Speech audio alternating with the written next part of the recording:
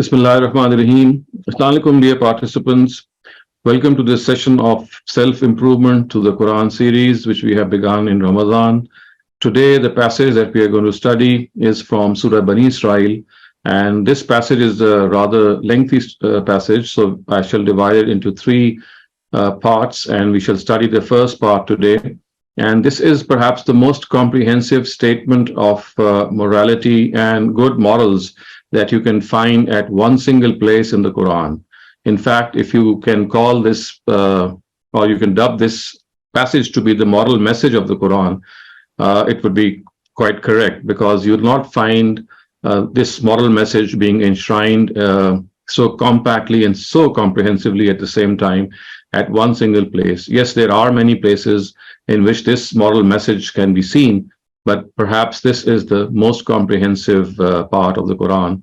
And I'm just going to read out the first of these sections, the first one that we're going to study today. I'm just going to share my screen with you. So basically, these are verses 22 to 25 of Surah Bani Isra'il.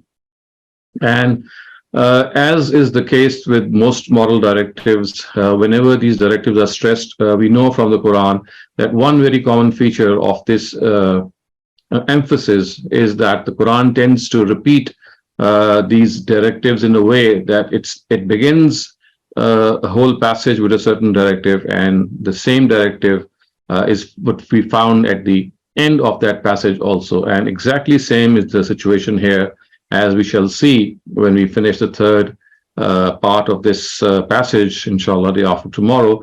But the directive which starts with is the directive of Tawheed, of monotheism, of believing in one God.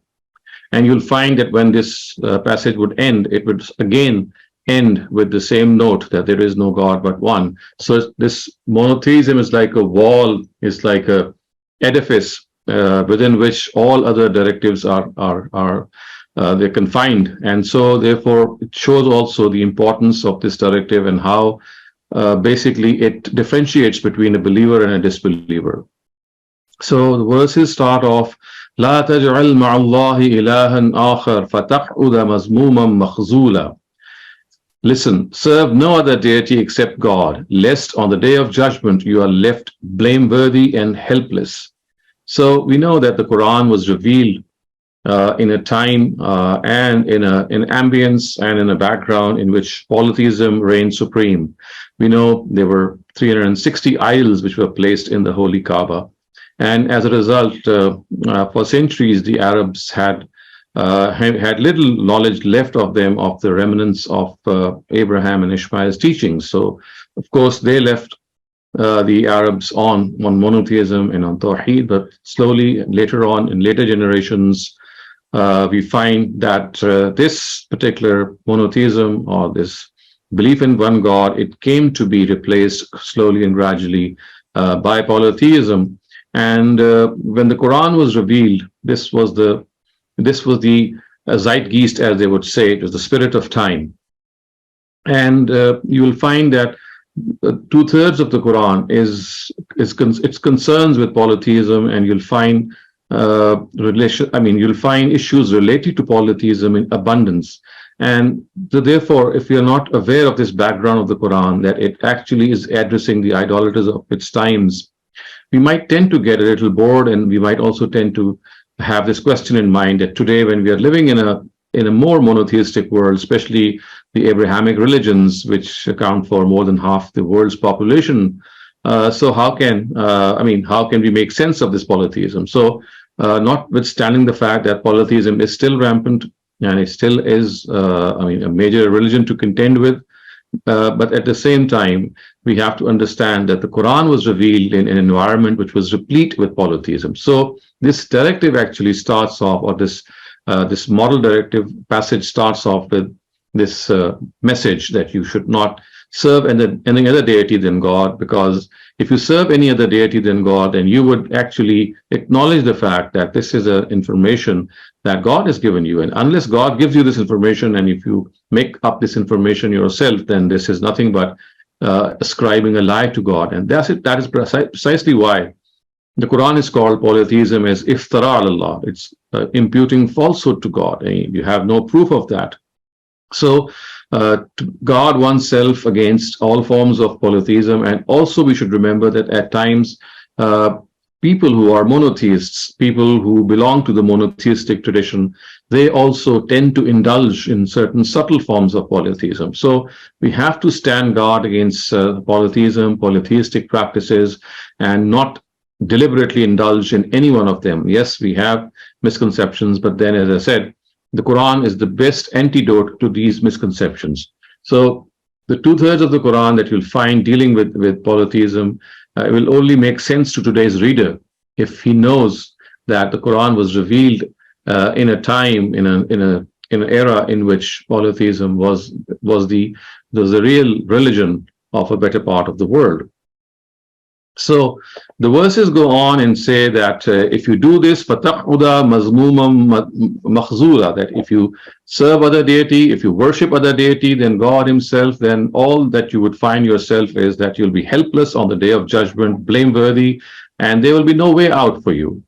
And then positively, the next directive is regarding, as is the case in general with the Quran, that it deals with the parents right after the rights of the Almighty. So right after the rights of the Almighty, we find the next two verses dealing with the rights of the parents. And we have seen this earlier also, that in Surah Luqman, when Luqman was presenting his advice to his son, to whom he was handing over the reins of the tribe that they were in charge of, he actually started off with the rights of God, and then God himself inserted the rights of the parents. So this is a very common practice, and here you can see it's also followed. So وَقَضَىٰ رَبُّكَ أَلَّا تَعْبُدُوا إِلَّا إِيَّاهُ وَبِالْوَالِدَيْنِ إِحْسَانًا. Your Lord has enjoined you to worship none but him and to treat your parents very well.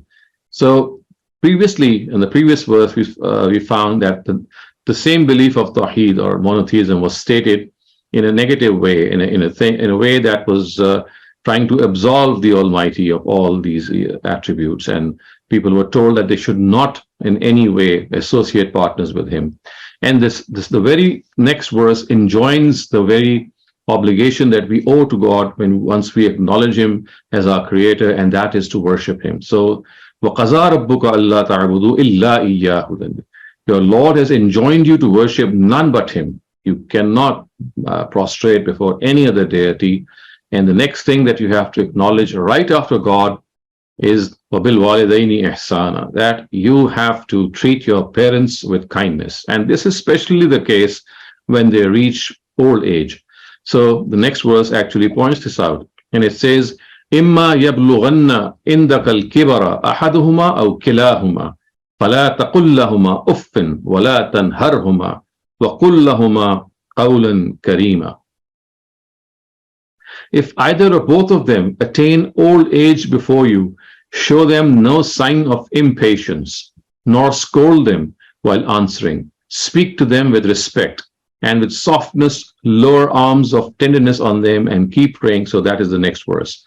So the object lesson that we have to learn from this verse is that if one of the parents or both of them reach old age in our presence, then the Quran says, فَلَا تَقُلْ لَهُمَا أُفٍّ, that do not show any sign of impatience.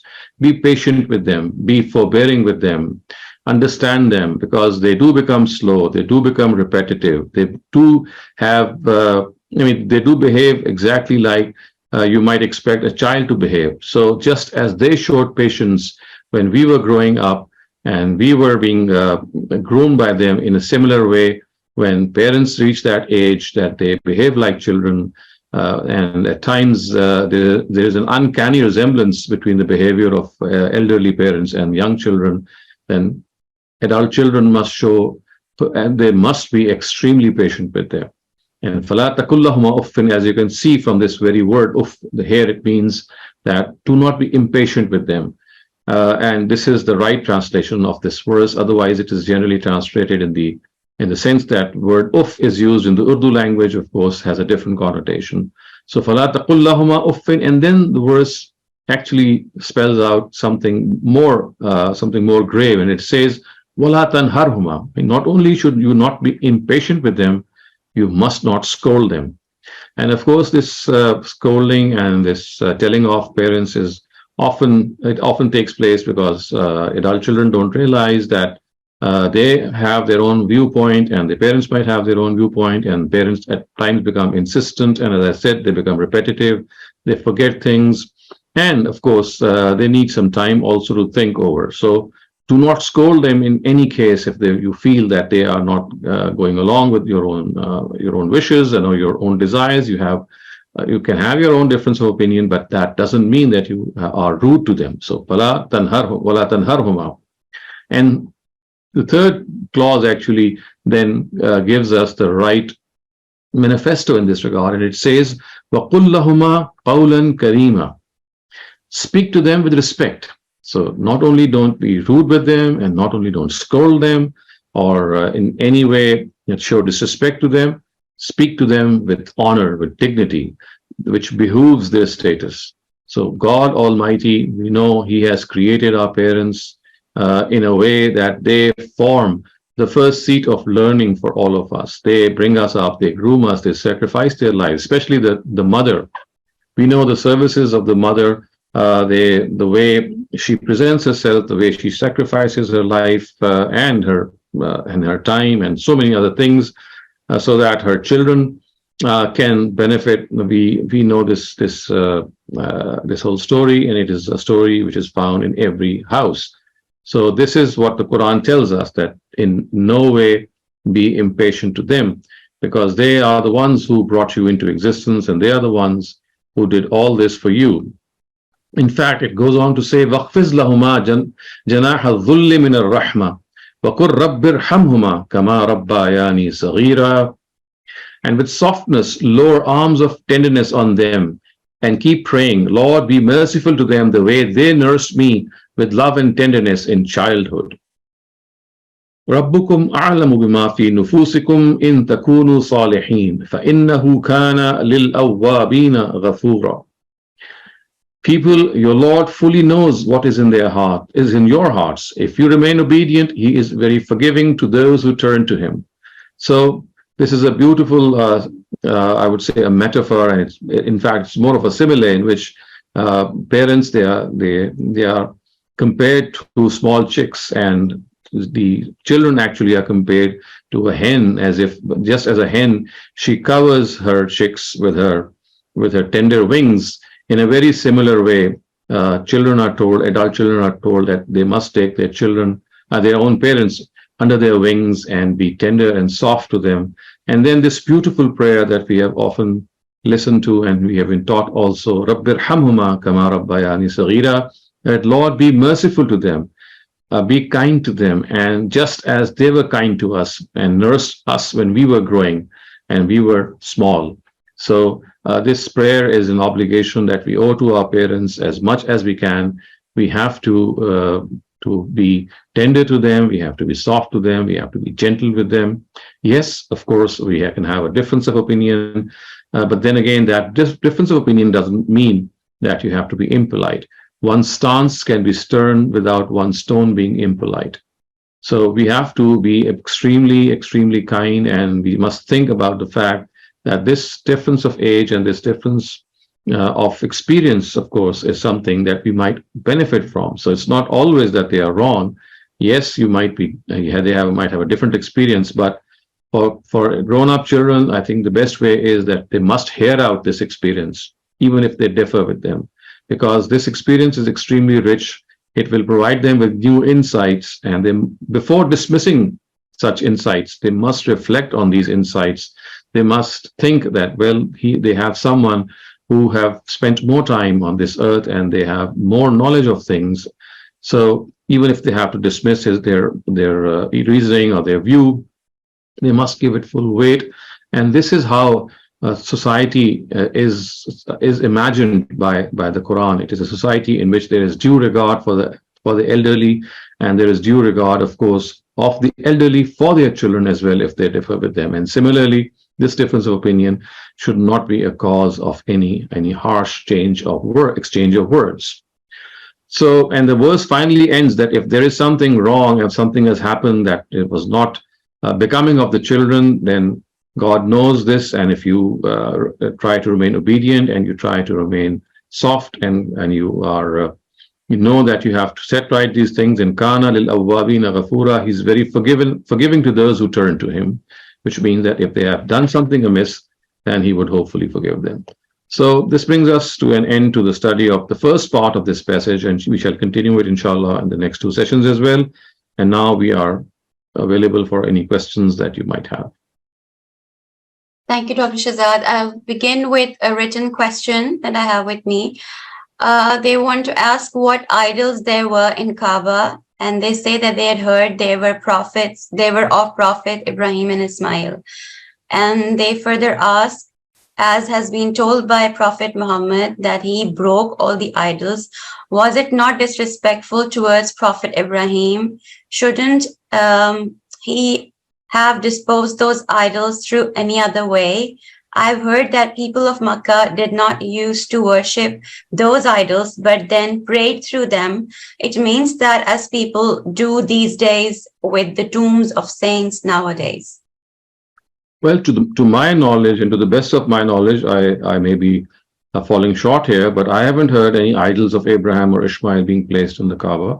All that we have heard is that these asnam, as they would be called, or these idols, they were of various deities, especially of angels, various angels, because they regarded angels to be God's daughters, and they would worship them, and they would have their own names. So we have these mentioned in the Quran in Surah Najm also. Afaraytumul Lata wal Uzza, so Lat, Uzza, Manat as-Salisat al-Ukhra. So Manat, or these three were very prominent among those angels whom they worshipped as idols. And then there were other idols as well. But I don't think that they were idols of Abraham and Ishmael. And if there is some authentic information that my questioner would be having, I will be glad to study it. Well, to the best of my knowledge, I don't think that they had the statues of these prophets. Yes, what they did have, to my knowledge, is that they had made some drawings of these angels and supposedly of these prophets on the walls of the Kaaba, but not any idols. All right. Thank you, Dr. Shehzad. And Malaika is our first participant today. Malaika, please go ahead. Thank you. From Dr. Shehzad. My question is twofold, as usual, and it has to do with dua and zikr again. So just wanted to ask you that as I find myself, I personally turn to zikr as a form of prayer a lot more than salat. And I think that the reason why I do that is because in namaz and salat, as much as I try to read translation, I feel a certain disconnect that I'm just doing actions and I'm just repetitively reciting certain verses. And most often than not, when I'm saying my namaz, I am thinking of X, Y, and Z, and then I suddenly come back to my senses, and then I start feeling really guilty, and then by the time the namaz and the actions are over, I just don't know what happened. Versus when I do zikr, I feel like as short as my whatever prayer I like to recite, or whatever verse, at least I know the meaning of it. So wanted to contemplate a little bit on this, and also that I was wondering if because you see, as again we've grown up, we've been said, somebody is praying day and night for something. So this idea of quantity of prayer, as in how many times you say something, does that hold any power in terms of the effect of your prayer and the result of your prayer? Like, does one really have to count how many times they say? Maybe the intention of saying that one verse, saying it once, is so strong versus saying it 1,000 times over. So just sort of. Right. Yeah. So I think if I take up your first part, the first part of your question, maybe you need to have a broader understanding of how we can actually have various options in offering the prayer. And this will make your prayer much more interesting, much more involving, and you'll find yourself being connected to God much more.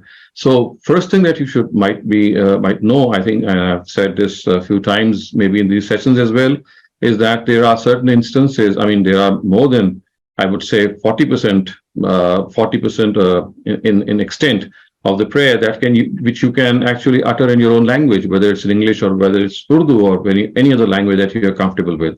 So there are only 5 occasions in the Quran, in the namaz or the salat, which have to be said in Arabic. Rest you can say in your own language. Of course, when you say things in your own language, you are more attentive, you are more focused, and you feel overwhelmed, you feel drenched. And the other things and the things that you have to say in Arabic, they are very few. I mean, for example, Allahu Akbar is one of them. Alhamdulillah, which is the Surah Fatiha, is the second thing. And Surah Fatiha itself has profound meanings, although we do repeat it in so many times the whole day in all our prayers. But you see, it is something that is a constant prayer of guidance. And thirdly, the surah that you pray after Surah Fatiha. So these are 3 instances. Then the 4th instance is Sami Allahu liman hamida. And the 5th one is Assalamu alaikum wa rahmatullah when you end the prayer. So these are the 5 occasions that have to be said in Arabic, and of course they are repetitive. But again, as I said, that they are. If you count them, they are much less than the other part, which you can say in your own language. So while sitting in the Qada, opening the prayer when you say Subhanakallahumma, doing ruku, doing sujood, and sitting in between 2 sujoods or prostrations, you can say, and you can glorify God, you can thank God, you can make dua to God in your own language. And the other thing that might be of interest to you to contemplate and to also, I would say, relish regarding the prayer is that it's not just the utterances of the prayer which are worship. I mean, the postures themselves, if you start enjoying those postures and also start understanding the wisdom behind each posture. So standing before God, kneeling before him, and prostrating before him, and sitting before him. So these are the 4 postures that the prayer is composed of. You stand, you kneel, you prostrate, and you sit on the ground.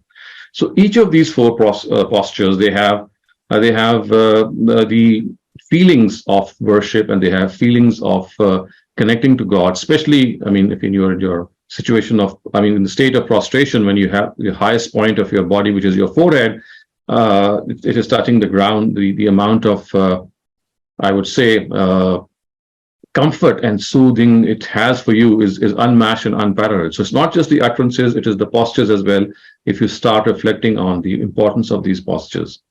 As far as counting things are concerned, I mean, this is something which is very secondary. It's more important to concentrate on what you are uttering and understanding it.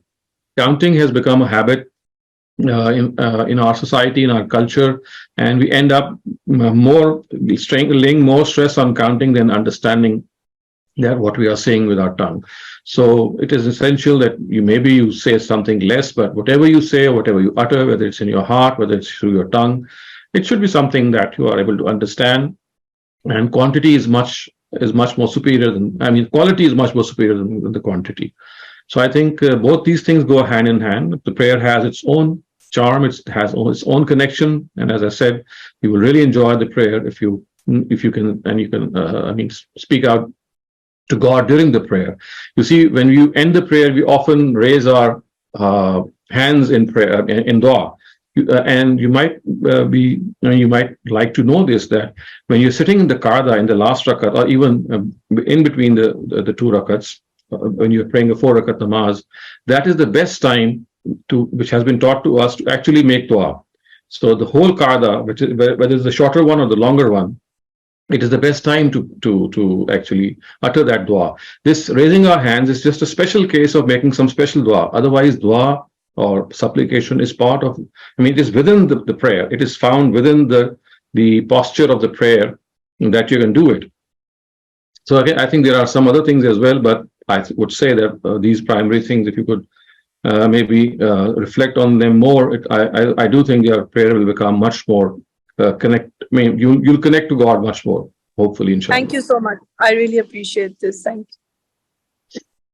Thank you. Ruhi Rasool, you may have your question now. Sir, my question is about the incident that took place in Ghar-e Hira when the Nuzul of Jibreel alayhi salam was there, and he asked Hazur sallallahu alaihi wasallam to recite Iqra bismi rabbikal ladzi khalaq.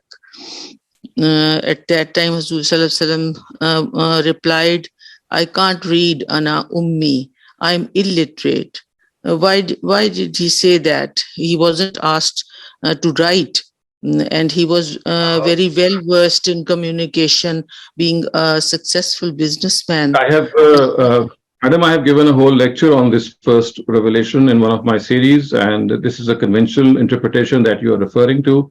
I don't agree with this interpretation, and it's something which has been brought to question, not only its chain of narration, but also the whole text of the narrative has been questioned. And I think if you would just listen or read out some of the things that we have written on this topic, it has an entirely different picture that might emerge before you. So, sir, the related thing is, was Alhamd Sharif, Alhamd Sharif's Nazul just after this? As I said, I mean, this Ghar Hira incident has no basis, the way it has been presented in Hadith. So I would advise you to please look up some of the things that we have spoken and written on this topic. And the revelation of the first revelation, which is Surah Fatiha, that's an entirely different and independent issue. It's not related to Ghar Hira or the cave of Hira. This is in Quran, Ikra bismi rabbikal ladzi khalaq. Yes, I mean, but it doesn't say it's the first revelation. There's no such thing in the Quran. It is the Hadith which tells us that this was the first revelation. But this incident took place, and these words are there. Ikra bismi rabbikal ladzi. This incident has not been ummi as well. No. The words are ma ana biqarin, and nana ummi is not the word, and that is something which is recorded in our Hadith, not in the Quran. And as I said, this Hadith has been critically evaluated, and it doesn't stand the test of historical criticism. Thank you. Tariq Javed, you may ask your question now. Doctor, we see quite detailed instructions for the children as to how they should behave with their old age parents, how softly and how patiently. But are there any instructions for old age parents, how they should deal with their children on day-to-day basis? I'm setting aside the inheritance problems, that's a separate subject. I see in old age parents, they tend to become difficult for the children, and children at that age at like 40 or 45 or 50 years of age themselves, and they are busy looking out for their children, and eventually the old age parents become difficult. There's nothing which is mentioned with regard to the parents, because you see, parents, the connection of the parents with their younger ones is such a natural thing that in normal circumstances, when they have not grown old, their attachment with their children is incontestable. However, what does happen is that when they tend to grow old and the children, they do become impatient. So you see, we have to understand that the Quran is not going to mention each and every detail, because so many things that they are there which are there for our own understanding and our own human nature tells us. So the Quran either reminds us of something that might be going wrong, or it doesn't give any original guidance in these affairs, because our human nature and our own personal proclivity, we all this is already found in ourselves. So you see, what the Quran does is that areas in which a person is bound to go wrong, or parents are bound to go wrong, maybe the children are bound to go wrong, so they are brought up. So remember, the Quran is not like a comprehensive document which is going to tell you everything, because most of these things are already there in our human nature. It's just going to remind you of certain things or certain grave things that we might tend to forget.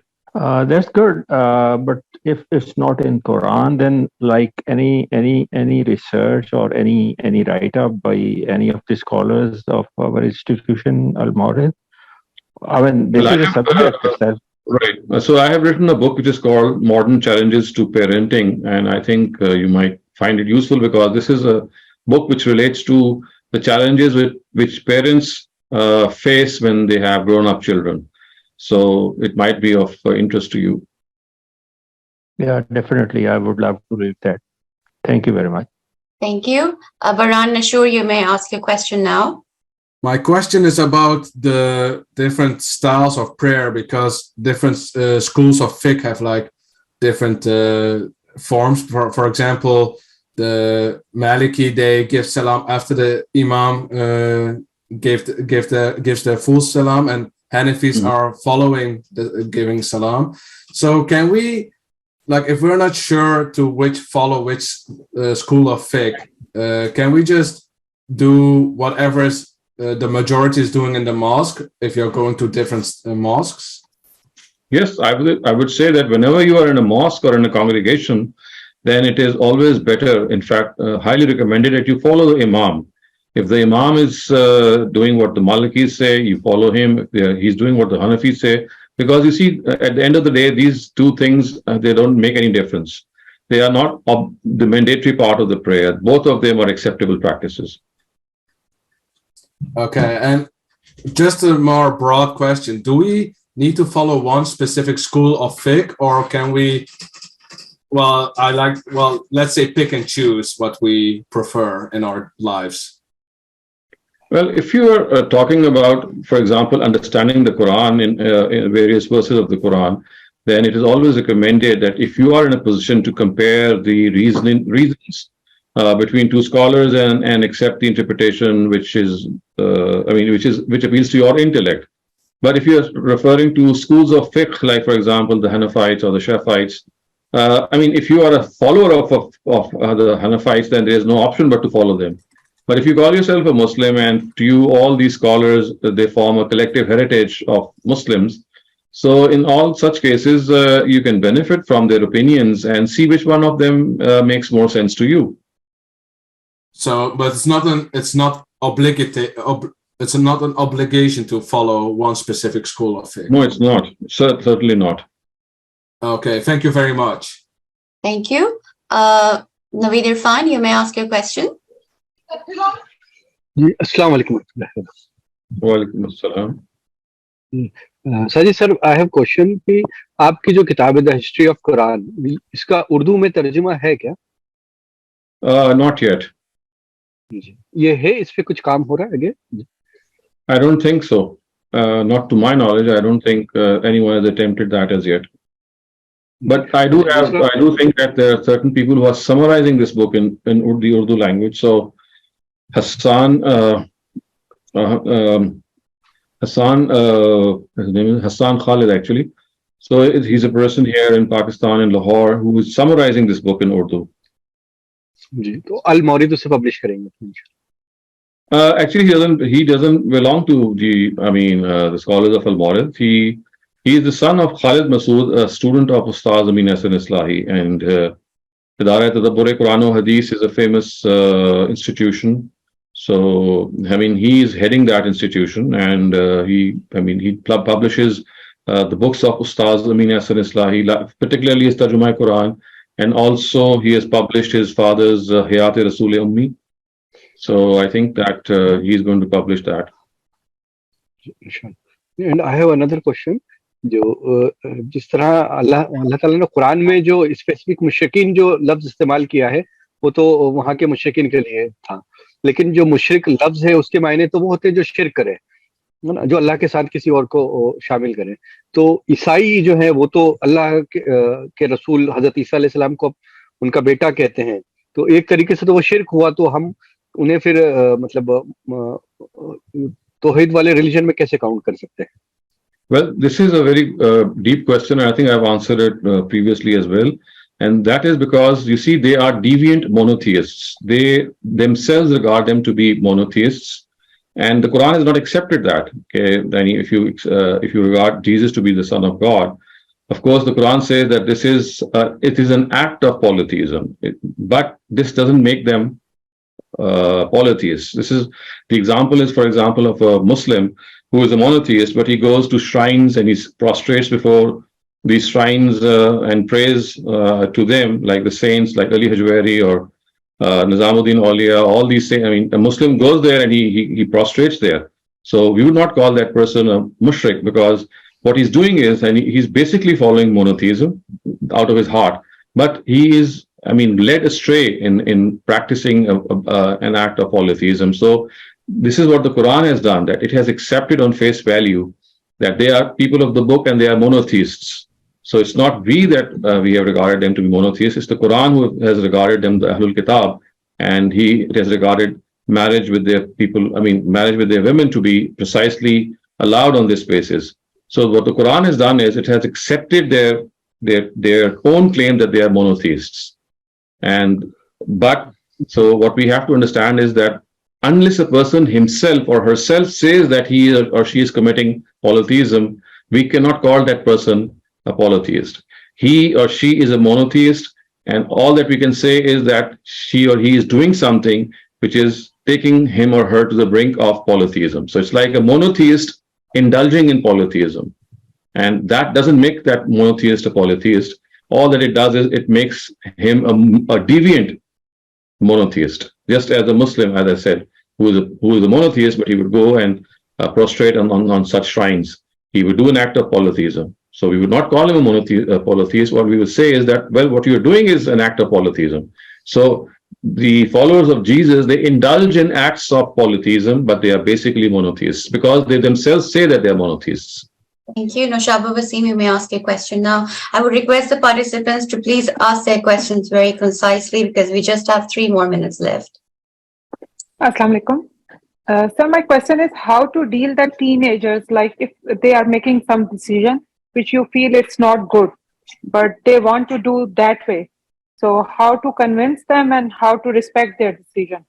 I think it's all right. All that if you think that the decision that they are taking is not correct, you just present your own advice, their own suggestion, and your own experience, and then back away. Let them take a decision. Even if it is a wrong decision, they learn from their mistakes. And even if they don't learn from their mistakes, it's something that they have chosen, and this is something which God has given them. This is a right that they have. So you have to act as a parent, always back them, always support them, even if they are deviant. They're not following what you think is the right path, or maybe which is against your experience. So you give them your advice in a polite way, and then let them take their decision. Mm-hmm. And what age do you think it's you can leave the decision to the kids? Is there some specific age? You just cannot outline an age because this varies from society to society, culture to culture, child to child. So, it's like an adult age. As soon as a person knows right from wrong, as a boy or a girl, he or she starts to know what right and wrong are. As soon as they get to know what a good deed and a bad deed is. So this is the time when they have awareness between good and evil, and it varies in different societies, and of course even it might vary within a family between 2 children. Thank you. Saba, you may have the question, and this will be the last question for today. Assalamu alaikum. My question is related with how we use the Bible, because I've heard Yambi start speaking with lots of references to the Bible, and he uses the Bible as a proper book, just like we use the Quran. But in some places in the Bible, there are very clear injunctions that we don't really agree with. For example, related with parda, related with covering your head, and related with how the woman is inferior to the man, amongst other things as well. So I don't know how we choose, how do we say that this part of the Bible goes with our concept, because there are certain scholars that derive the rulings of parda from the Bible, and also certain other rulings. So how do we decide which part of the Bible we feel relevant to ourselves and which part we don't consider? I think the best way is to accept those parts of the Bible which are in conformity with the Quran, because the Quran is the final scripture. And I can also tell you this, that there is a difference between Bible history and the Bible itself. So a lot of things that go in the Bible or which are mentioned in the Bible are not actually part of the Bible. They are parts of the opinions of scholars, or they are parts of history, and they have got mixed up in the main text. And at times you can make out what the main text is, and at times it is too much, complicated. So the best thing is that you accept whatever is in conformity with the Quran, and anything which is against the Quran cannot be accepted. But then the part about covering the head and those things are not exactly against the Quran, and they're not exactly in conformity. So how do you decide whether? Like, for example, what exactly is mentioned in the Bible regarding covering the head? That the women should for sure cover the head, and that she isn't. The whole thing is something like she is inferior to the man. She is for the man, and the man is for God. Some kind of. You have to let me know which book are you speaking of, which part of the Bible. You see, as I said, Bible is not just the divine commandments of God. A lot of today's Bible that we have today has biblical history and opinions of their own scholars integrated within it. Can you cite me the exact verse and the book that you're referring to? I'm not able to cite it right now, but I can find it and send it to you. Yes, in please some send more. it to me. And then I'll tell you in detail that first of all, we have to make the difference that whether it's Bible history or Bible itself. And secondly, wherever the Quran has spoken of something, I mean, if head covering is something which the Quran has, talked about, then we should listen to the Quran. I mean, whatever the Bible says, it becomes secondary. Thank you so much. I'll try to find the exact injunction and send it to you, but your answer is satisfactory. Thank you so much. Okay. Thank you, Dr. Shehzad, for today's session.